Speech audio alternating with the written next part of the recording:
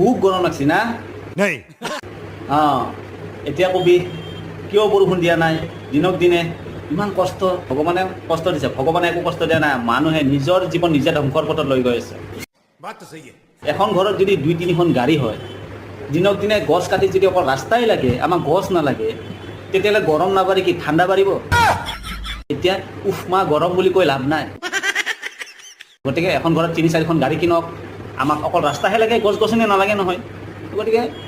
বাঢ়িব দিয়া গৰমহে বাঢ়িছে একো নাই যেতিয়া এটা সময়ত অক্সিজেনৰো অভাৱ হৈ যাব তেতিয়া গম পাব যে গছ যিমান কাটে তাৰে আগত ৰোৱাৰ ব্যৱস্থা কৰিব লাগে ये बड़ी अच्छी बात कही है এতিয়াও সময় আছে বচাওক পৃথিৱীখনক বচাওক আৰু নিজেও শান্তিত থাকক